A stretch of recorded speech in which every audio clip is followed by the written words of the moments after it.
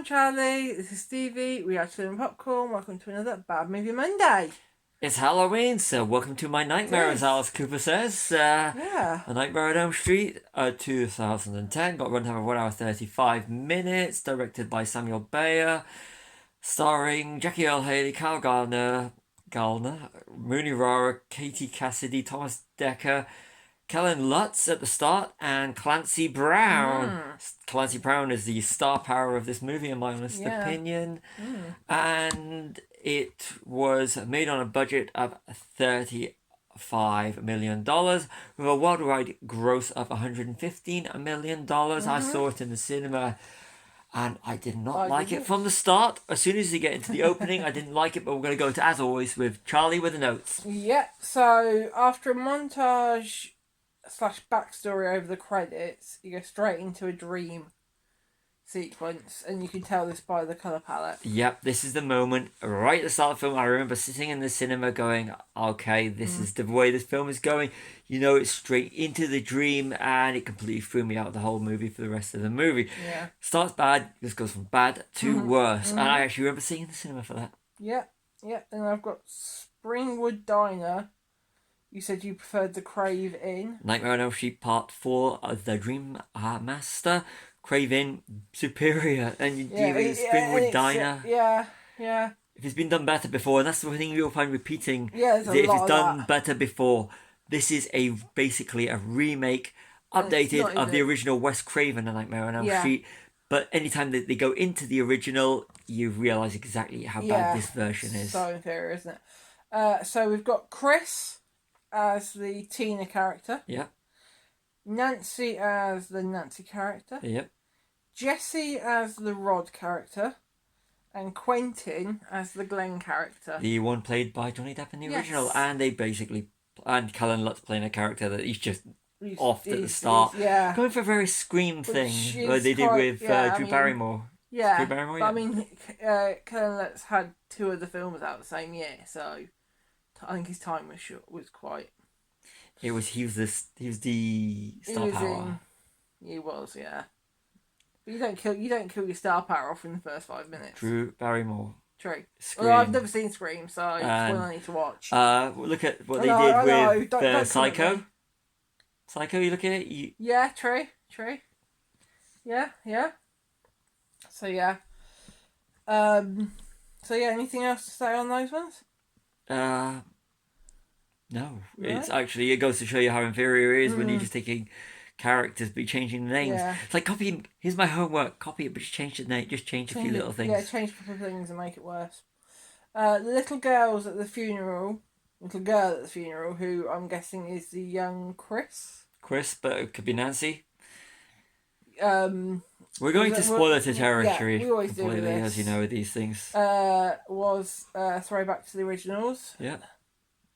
But at least when you got kids, like, I mean, they do the nursery rhyme later on, but when you got the little kids doing it in there's more of a scarier than in this version, which again... There's always the nursery rhyme and stuff being sung in the background. It's more creepier in the original. This one is just... a lot creepier, yeah. It's like ticking boxes of what we need. We need the hat, we need the sweater, we need the glove, we need the nursery rhyme, we need the little kids singing the nursery rhyme.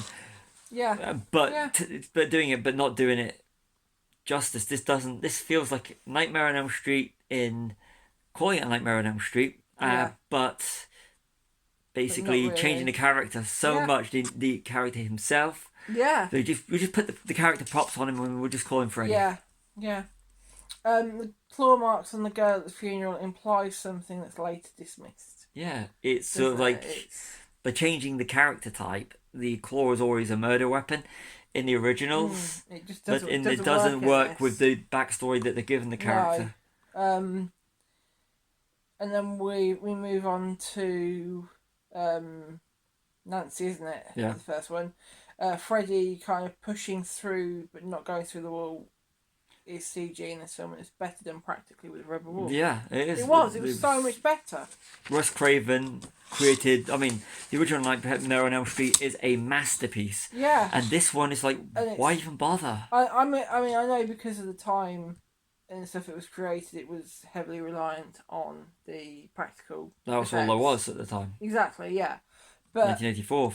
But sometimes you just got to go with what works. Yeah. And the practical in all of these effects, the practical was way more superior than the CG. It's dated now by some of it. I mean, you look at how in the UK, the original Nightmare on Elm Street's gone from an 18 certificate to a 15 certificate.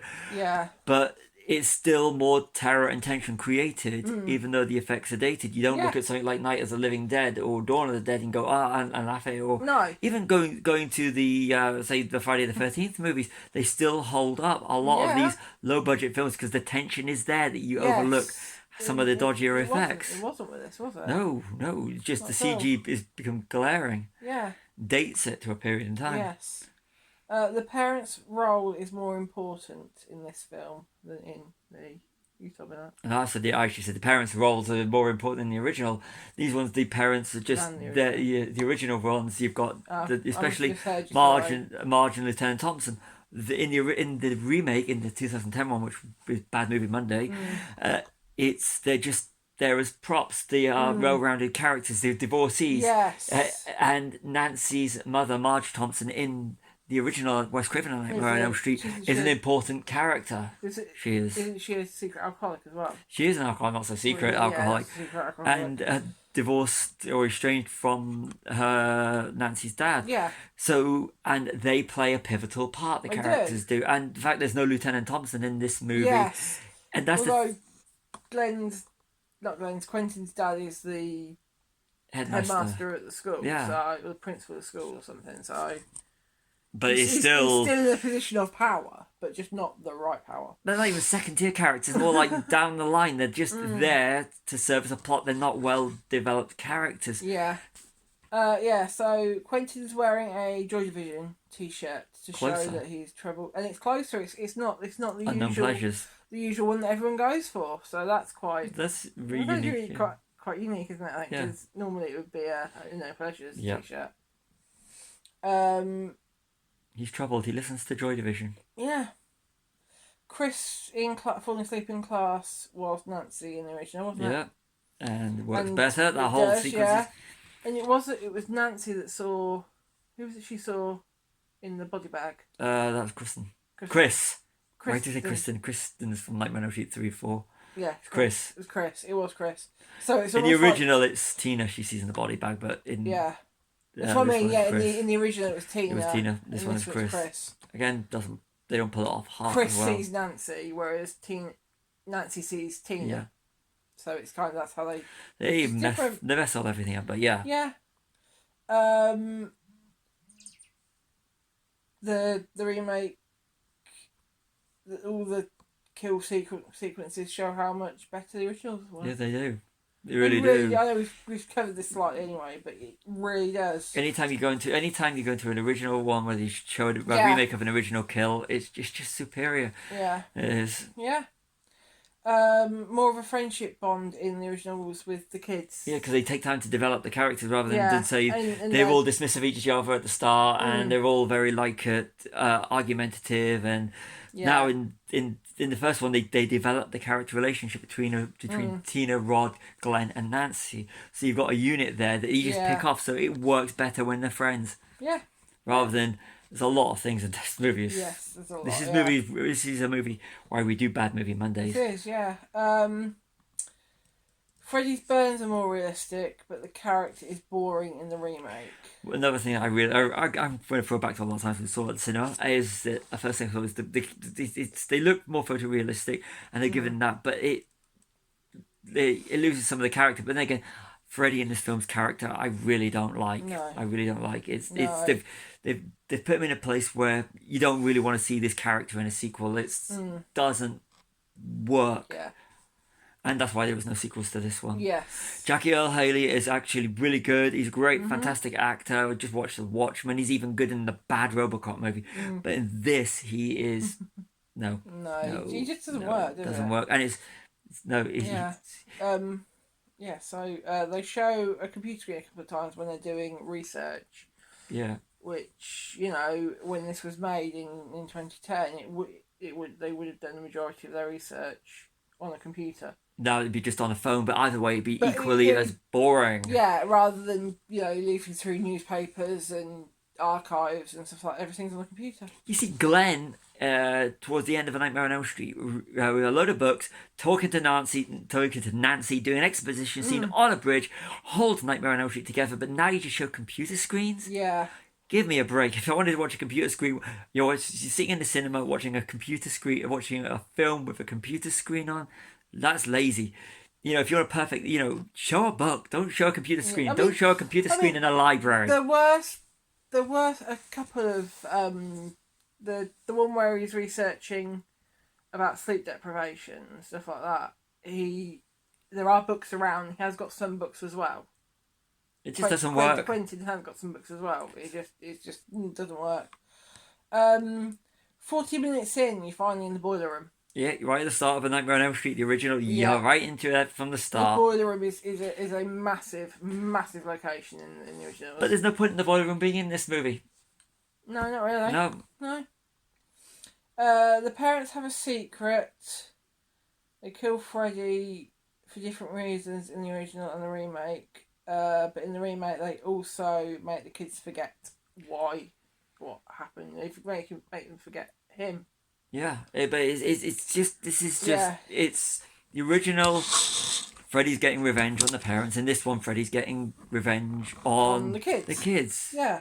But the it literally, Freddy knows the victims, knows the kids personally. So it's sort of like this film is Freddy's revenge on the children, whereas it's in the original, it's the parents murdered him. So Freddy comes back in the dreams of their children. Yes. So the children that he's murdering in the original series, he had no connection to other than the fact that their parents murdered him. Yeah, basically. Okay, so the parents are compulsive liars and blame relapsed memories for the nightmares.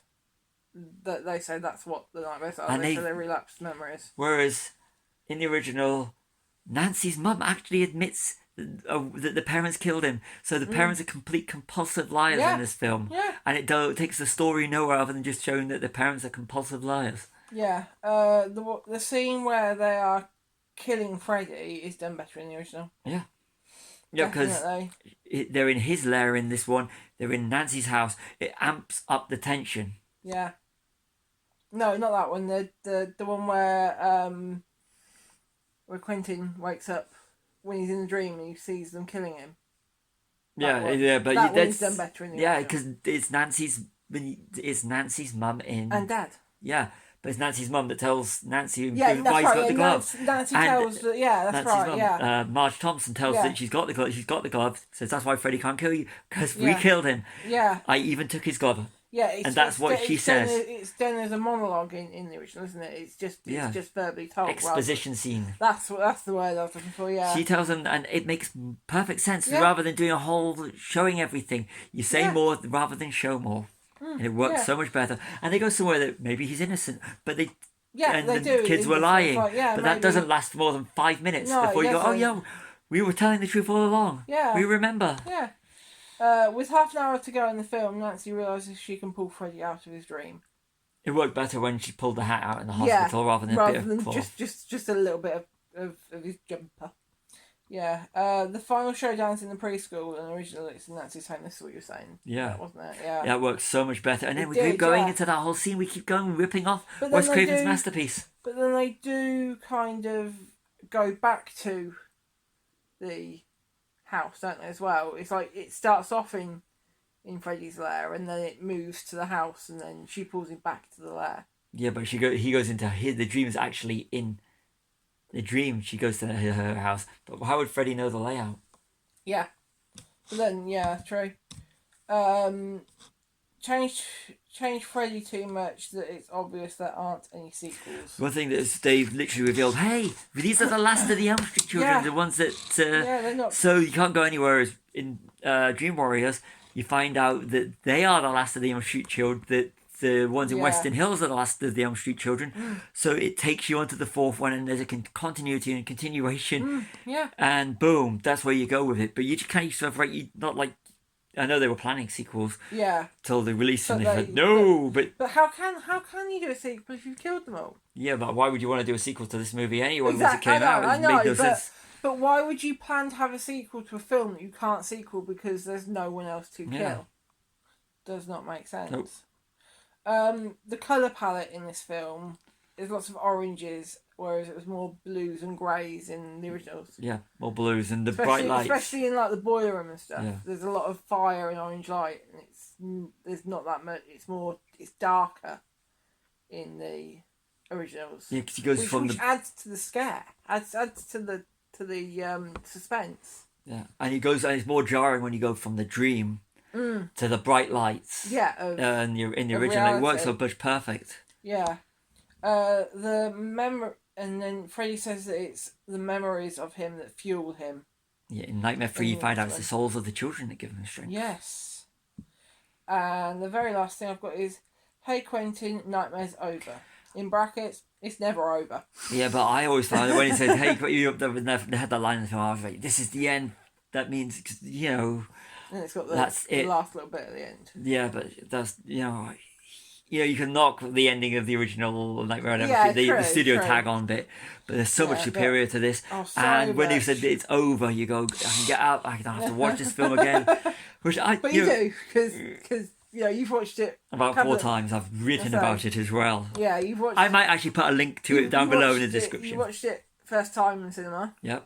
Then you watched it again with me. Yep. When I watched all of them. Yep. And then you watched it again to write about it. Yep. And you've watched it again. So I've watched it about 4 times. I've watched it twice.